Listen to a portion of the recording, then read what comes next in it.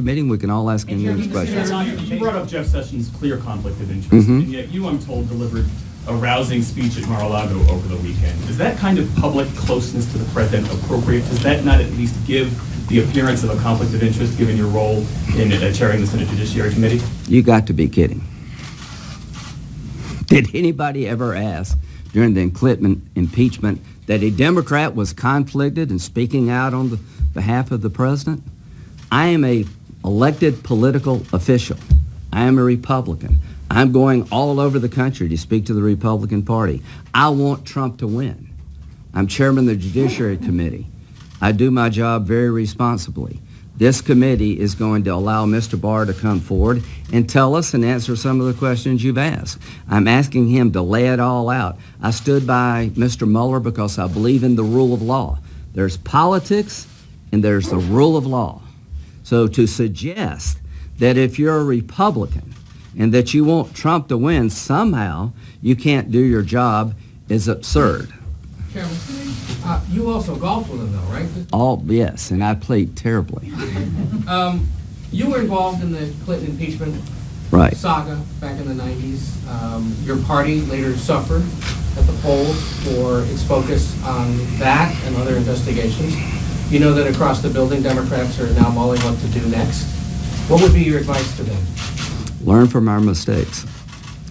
So let's go back to the 90s. It started out about financial misdeeds and basically enriching oneself. It wound up being about a improper relationship. Sexual harassment lawsuits are always about sex. The question was, did the president in a sexual harassment lawsuit basically bend the rules of the court to help himself? He was suspended for 5 years for inappropriate conduct as a lawyer. He was chastised for lying under oath. Having said that, looking back, the public sort of knew what they were getting with Bill Clinton. I think the public sort of knows what they're getting with Donald Trump. And here's my advice to the Democratic Party.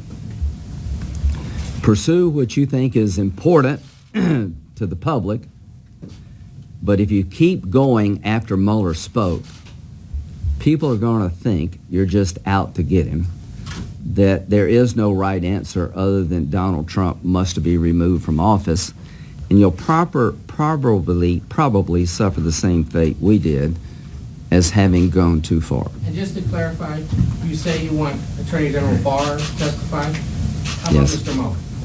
I'll leave that up to Mr. Barr as to whether or not he thinks that would be helpful. I don't know the answer to that about the special counsel himself. Let's start with Mr. Barr, who's in charge of the Department of Justice. The truth is, I want you to know as much as you possibly can know. This is a very big deal. From my point of view, it was a great day for the president in terms of the underlying allegation. But now I'm hoping some of you will be interested in the other side of the story. Just a quick follow to Ed's question. You said, what is the public getting with Donald Trump, if you could just clarify? And then you once called pardoning someone like Paul Manafort a political disaster, but you said essentially the political winds might change. Have they changed? Are pardons now? No, I think if President Trump pardoned anybody in his orbit, it would not play well. As to what people are getting with Donald Trump, I think it's pretty clear that like Bill Clinton, Donald Trump is a larger-than-life character. People are focused on what he's doing for them. I think people would be legitimately concerned if he did, in fact, his campaign work with the Russians. And I'll say this, if Mr. Barr had reached a different conclusion and he had reported that there's evidence of Trump coordination with the Russians, I would have believed it. I would have listened to the president, but that would have been a bad day for the country. And I'll just end with this, take a couple more questions. To those wanting an outcome of removing Trump, you got to be disappointed. To those who wanted somebody to look at Trump without interference, you got to be pleased. To those who are happy that your president has been cleared of working with a foreign power, I think you're a good American. So wait, just to clarify, when you say you want bar parliament, is that a public hearing? And then second, Yes, as public as possible. okay, and then secondarily, when you say see you soon, see James Comey, does that mean you're going to be calling him before the committee for a public hearing as well? Yeah, I was sort of like, what was the whole Forrest thing about? Yeah, so what I'll do, and just real quickly, I'll start and work backward. The FISA warrant application on 4 different occasions. What role did the dossier play? Was it the primary source of the information given to the court? Was it supplemental? Was it outcome determinative? I want to hear from Mr. Orr, why he warned people that you may not want to rely on Christopher Steele. I want to know the role that Comey played in this process. I want to find out, was the only reason you recused yourself was because of the tarmac meeting with Loretta Lynch? I want to find out, what were the rules about a counterintelligence investigation? What kind of defensive briefing did you give to the candidate, if any at all? So those are the kind of questions I want to know about. Senator Graham, are you willing to issue subpoenas to have people come before the committee on these separate areas? And have you talked with Senator Graham? Yeah, I'll talk with her. Hopefully won't have to today. A lot of these people have testified before, but now the report's behind us. I just think it's important to find out what happened. If it takes a subpoena, we'll do that, but I hope we won't have to. Senator Graham, where do you see, now that this report is behind us, the country going in terms of divisiveness? Is it just going to keep going? Are you seeing any chance for things improving? How do you see the divisiveness issue? Well, I might have a hearing in the Judiciary Committee tomorrow about red flag legislation, allowing law enforcement officers to go to court and get a protective order to take someone's guns away they believe is a danger to themselves and others. We still need to govern the country. I'm sure they will keep doing things in the House about financial transactions of the president, I guess. I'm going to do the FISA deep dive, the counterintelligence deep dive, and try to find common ground on prescription drugs. And my advice to the president, for whatever it's worth, is that you're probably stronger today than you've been any time in your presidency. This cloud has been removed. Mr. Mueller definitively answered the question, in my view, about the 2 things hanging over your head, particularly collusion with the Russians. The question for you is, how do you use it? What are you going to do? I can understand being upset. I can understand being put upon, and a lot of people in your orbit had their lives turned upside down. But my advice to the president is that, one, I don't need your advice about what I should do.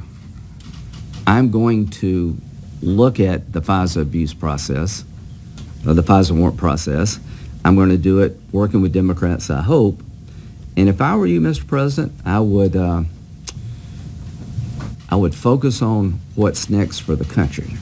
Just to clarify on the point of obstruction, you are satisfied with the Attorney General's review of the evidence? You don't think your committee should look at that? What's the remedy? We're not prosecutors. The attorneys on your committee Right. reach a different conclusion than the AG. Is there a remedy for that?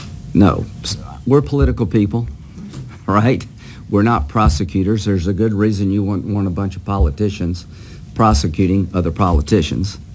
Mr. Barr was appointed by the president, confirmed by the Senate. The judiciary's goal is to provide oversight, to watch those who watch us.